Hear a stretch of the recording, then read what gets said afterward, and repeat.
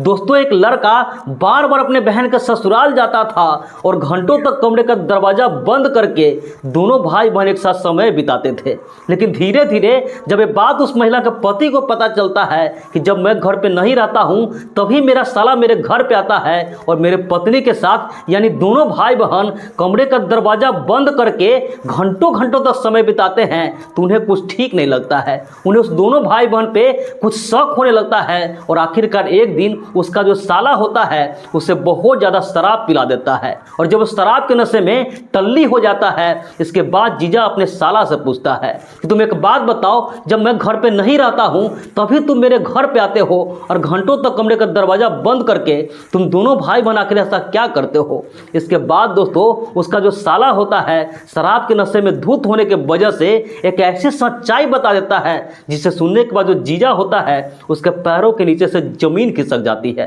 वाकई में दोस्तों आज की जो घटना है जब आप भी सुनेंगे तो कहीं ना कहीं सोचने पे मजबूर हो जाएंगे कि भला आज के इस जमाने में अगर भरोसा किया जाए तो फिर किस पे किया जाए। नमस्कार, प्रणाम, मैं सर्वेश राज। कहानी शुरू करूं इससे पहले आपसे एक छोटी सी गुजारिश है, आप प्लीज़ वीडियो को लाइक कर दीजिए, साथ ही साथ चैनल को भी सब्सक्राइब कर लीजिए ताकि मेरा हौसला बढ़ता रहे। तो दोस्तों आज आपको जिस घटना की कहानी सुनाने जा रहा हूं दरअसल घटना है बिहार प्रदेश का एक जिला है पूर्वी चंपारण और इसी जिले के अंतर्गत मोतिहारी से सटे चकिया रेलवे स्टेशन के बगल में 13 जनवरी 2025 को दिन पुलिस वाले को एक झोपड़ी में खून से लथपथ लाश होने की सूचना मिलती है। अब जैसे इस पुलिस वाले इस घटना के बारे में सुनते हैं तुरंत जो रेलवे स्टेशन होता है उसके बगल में उस झोपड़ी में पहुंचते हैं तो देखते हैं कि एक व्यक्ति है जिसका गला चाकू से रेता गया है। अब जो पुलिस वाले होते हैं तुरंत वहां डॉग स्क्वाड टीम को बुलाते हैं, फोरेंसिक टीम को बुलाते हैं, वहां से साक्ष्य वगैरह कलेक्ट करते हैं और सबसे पहले पता लगाने का कोशिश करते हैं कि आखिर ये व्यक्ति कौन है। और जो उस व्यक्ति का दोस्तों पैकेट तलाश किया जाता है तो उसमें से एक आधार कार्ड मिलता है और उसी आधार कार्ड के जरिए उस व्यक्ति का एड्रेस पता चलता है। दरअसल दोस्तों जो व्यक्ति होता है उसका घर पूर्वी चंपारण जिले के अंतर्गत ही एक थाना है राजेपुर और वहीं के तेतरिया का रहने वाला था। अब दोस्तों जो पुलिस वाले होते हैं उसके परिवार को इस घटना के बारे में सूचना देते हैं, उसके परिवार के लोग होते हैं वो लोग भी घटनास्थल पर पहुंचते हैं और सबसे पहले जो पुलिस वाले होते हैं उस लाश को पोस्टमार्टम के लिए भेज देते हैं। इधर जो उसका परिवार के लोग होते हैं उन लोगों से पूछते हैं कि आखिर इसके साथ कैसे हुआ, वहां इसका घर है तो फिर यहाँ कैसे आया। तो उसकी जो बहन होती है उसकी बहन बताती है कि दरअसल 12 तारीख की रात के 8 बजे के आसपास मेरे भाई के नंबर पर किसी का फोन आया था, उसी से बात किया है और इसके बाद वो घर से बाहर निकल गए हैं। अब जो पुलिस वाले होते हैं सबसे पहले उस नंबर के बारे में पता लगाते हैं कि आखिर वो नंबर कौन था जिस नंबर से उस व्यक्ति को फोन आया था। अब पुलिस वाले को जब उस नंबर के बारे में पता चलता है तो उस नंबर को ट्रैक करते हैं और फिर पता चलता है कि दोस्तों जो नंबर था वो मुजफ्फरपुर रेलवे स्टेशन के बगल में उसका लोकेशन ट्रेस हो रहा है। अब जो पुलिस वाले होते हैं तुरंत जो व्यक्ति होता है उसे हिरासत में लेते हैं और इसके बाद दोस्तों जब उससे पूछताछ करते हैं तो पहले तो उधर की बातें कर रहा था लेकिन पुलिस वाले होते हैं जब शक्ति दिखाते हैं अपने तरीका से पूछते हैं जो व्यक्ति होता है वो टूट जाता है और पुलिस वाले को एक ऐसी कहानी बताती है ये सुनने के बाद हर कोई हैरान रह जाता है। दरअसल दोस्तों जिस व्यक्ति का कत्ल हुआ था उसका नाम होता है अफजल अंसारी और जो अफजल अंसारी होता है उसकी एक चचेरी बहन होती है। दोस्तों जिसकी बहन होती है उसका नाम सबा होता है और सबा का ससुराल दोस्तों वहीं जो चकिया रेलवे स्टेशन था उसी के बगल में कॉलोनी में था। उसकी जो बहन का पति था यानी जो उसका जीजा जी था उसका नाम मोहम्मद वाहिद होता है और दोस्तों जो वाहिद था उसका चकिया रेलवे स्टेशन के बगल में ही एक मीट का दुकान था।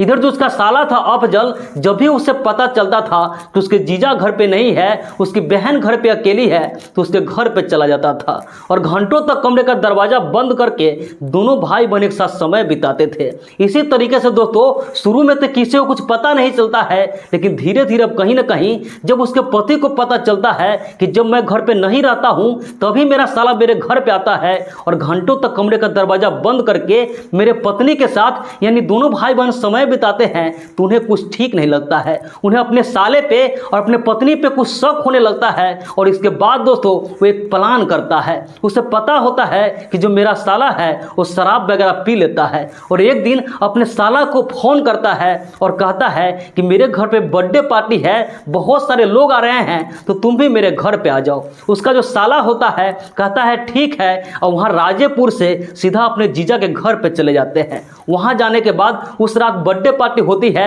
उस पार्टी में बहुत सारे लोग आए हुए थे, आसपास के लोग आए हुए थे। वो सभी लोग पार्टी के बाद खाना वगैरह खाते हैं और वापस अपने घर चले जाते हैं। इधर जो जीजा होता है अपने साला अफजल को कहता है कि रात बहुत ज़्यादा हो गई है, वैसे भी तुम जाओ नहीं, मैं तुम्हारे लिए दारू का व्यवस्था कर देता हूँ, आज की रात हम लोग साथ बैठकर पिएंगे। उसका जो साला होता है जैसे ही दारू का नाम सुनता है, जो जानते होंगे आप, जो दारू पीता है वो दारू के पीछे तो पड़ा ही रहता है, तो उसका साला भी कहता है ठीक है। इधर जो जीजा होता है उसके लिए दारू पहले से व्यवस्था करके रखी हुई थी। फिर दोनों जीजा और साला बैठकर शराब पीने लगते हैं। जो जीजा होता है अपने मुंह कम डाल रहा था और उसका जो साला होता है अफजल उसके गिलास में कुछ ज़्यादा मात्रा में शराब डाल रहा था। धीरे धीरे उसका जो साला होता है पूरे तरीके से शराब के नशे में टल्ली हो जाता है। इसके बाद जो जीजा होता है वो अपने साला अफजल से पूछता है कि तुम एक बात बताओ, जब मैं घर पे नहीं रहता हूँ तभी तुम मेरे घर पे आते हो और घंटों तक कमरे का दरवाजा बंद करके तुम दोनों भाई बना कर ऐसा क्या करते हो।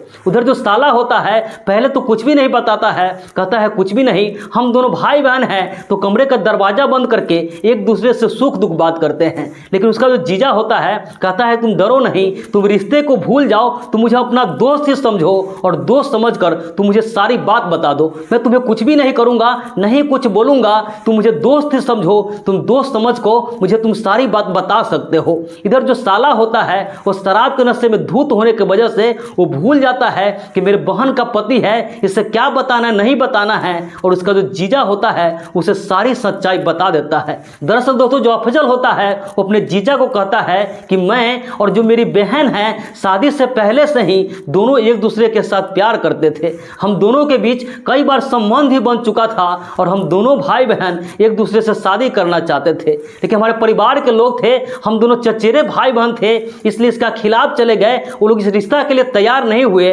और आखिरकार में जो मेरी बहन है उसके साथ आपकी शादी कर दी गई। इसके बाद जो मेरी बहन अब भी मेरे से प्यार करती है और मैं जब भी आपके घर पे आता हूँ कमरे का दरवाजा बंद करके हम दोनों भाई बहन एक दूसरे के साथ प्यार करते हैं, एक दूसरे के साथ संबंध बनाते हैं। अब जैसे इस बात को उस महिला का पति यानी उस लड़का का जीजा सुनते हैं उसका तो पैरों के नीचे से जमीन खिसक जाती है। उसे गुस्सा तो बहुत आता है लेकिन किसी तरीके से वो अपने गुस्सा पे कंट्रोल करता है और इसके बाद दोस्तों उसका जो साला होता है उसे कमरे में सुला देता है। उसका जो साला होता है अफजल वो एक कमरे में सो जाता है और अगले दिन सुबह होती है तो जो जीजा होता है उसे नाश्ता पानी कराता है और वापस वहां से अपने घर भेज देता है। उसका जो साला अफजल था वो अपने घर पे चला जाता है, लेकिन धीरे धीरे दोस्तों इसी तरीके से लगभग 2 महीने का वक्त बीतता है और इस 2 महीने के अंदर भी उसका जो साला था कई बार अपने बहन के घर आ चुका था। अब जो उसका जीजा था वहीद उसे समझ में नहीं आ रहा था कि आखिर मेरा जो साला है इसके साथ क्या किया जाए, और फिर एक दिन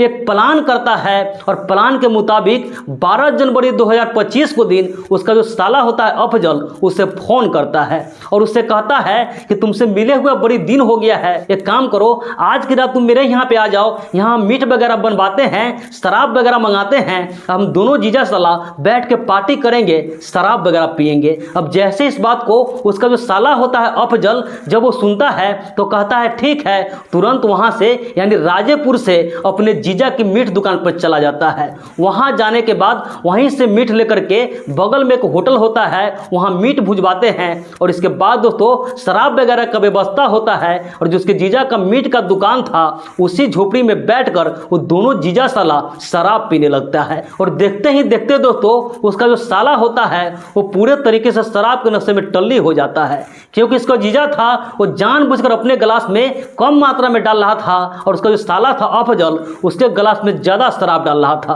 और जब जीजा को लगता है कि पूरे तरीके से नशे में टल्ली हो गया है, इसका जबान भी लड़खड़ा रहा है, पैर भी ठीक से साथ नहीं दे रहा है, तो इस चीज़ का जीजा फायदा उठाता है और जिस हथियार से वो मीट काटता था उसी हथियार से अपने साला का गला रेतने लगता है। अब जिसका साला होता है अफजल वो छटपटाने लगता है, मदद का गुहार लगाने लगता है, लेकिन जो जीजा होता है उसे तरस नहीं आती है। वो अपने अपने साला का गला तब तक रेटते रहता है जब तक उसकी जान नहीं चली जाए, वो इस दुनिया को छोड़कर चला नहीं जाए। और इसके बाद दोस्तों जो उसका जीजा होता है वहीद, वहां से अपने घर पे जाता है, कपड़ा वगैरह पैक करता है और अपने पत्नी को कहता है कि मैं कुछ दिनों के लिए घर से बाहर जा रहा हूं, मैं कुछ दिन बाद आऊंगा। उसकी पत्नी कहती है ठीक है, और फिर दोस्तों जो वाहिद होता है वहां से बैग वगैरह पैक करके सीधा वहां से फरार हो जाता है। अब अगले दिन दोस्तों पुलिस वाले को सूचना मिलती है कि रेलवे स्टेशन के बगल में एक झोपड़ी में खून से लथपथ एक व्यक्ति का लाश पड़ा हुआ है। तो पुलिस वाले